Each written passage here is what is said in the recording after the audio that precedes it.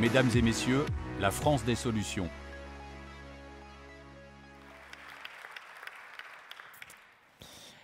Bonsoir, je suis Karine Charbonnier, vice-présidente de la région des Hauts-de-France en charge des entreprises et de la formation professionnelle.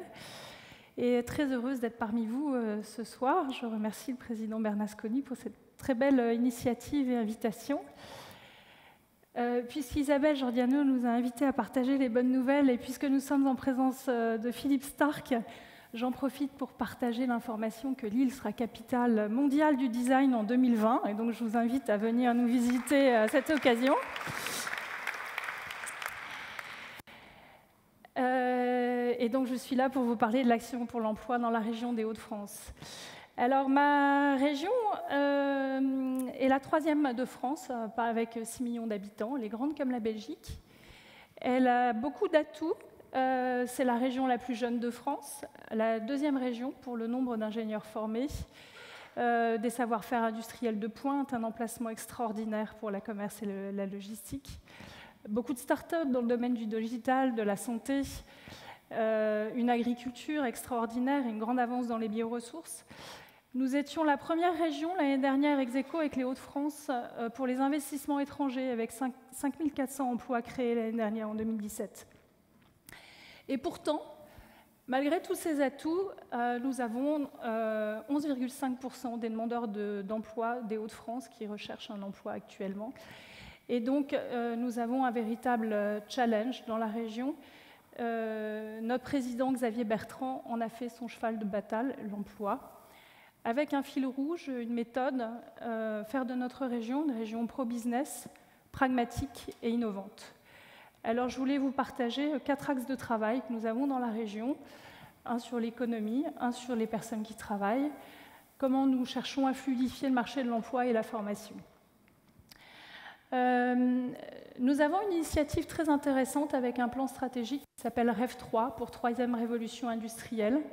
C'est un plan qui est partagé avec tous les acteurs de la région, accompagné par l'économiste bien connu Jérémy Rifkin, qui vise à faire de la région des Hauts-de-France une des régions européennes les plus en pointe pour la transition énergétique et le numérique. Concrètement, c'est environ 500 millions d'investissements publics-privés chaque année dans la région des Hauts-de-France, plus de 800 projets suivis à ce jour, un fonds de 50 millions pour financer les entreprises, 14 millions dans un carnet d'épargne financé par les habitants de la région et 10 projets structurants. Alors, le travail, c'est une des valeurs très, très chères à notre président Xavier Bertrand. C'est la raison pour laquelle aussi nous avons pris diverses initiatives pour favoriser l'emploi et aider les personnes qui prennent un travail, parce qu'il y a beaucoup de freins à l'emploi. Ça peut être des aides pour la garde d'enfants, ça peut être des aides pour les personnes qui ont des trajets longs, mais nous avons aussi un dispositif assez original qui s'appelle En route pour l'emploi. Quand nous sommes arrivés à la région, nous avions une flotte de véhicules très importante, et donc pour 2 € par jour, nous prêtons une voiture pendant la période d'essai, soit de notre flotte régionale, soit de nos partenaires Toyota et Volkswagen qui prêtent des voitures.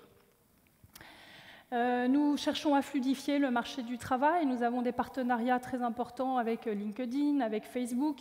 Nous avons notre agence Proche Emploi qui aide les entreprises à recruter. Et puis, dernièrement, nous avons monté un partenariat avec le groupe de presse La Voix pour avoir un grand dossier de 4 pages tous les 15 jours avec des offres d'emploi et comment trouver de la formation pour accompagner la reprise d'emploi.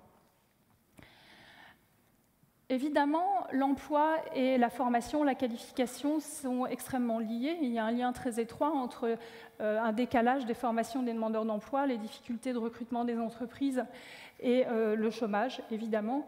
Et donc, notre politique de formation est aussi un de nos chevaux de bataille dans la région.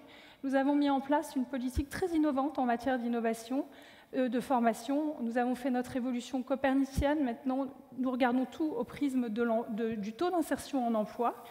Nous sommes la première région de France à avoir publié les taux d'insertion des formations initiales depuis l'année dernière, et nous conditionnons toute notre politique de formation à ce prisme.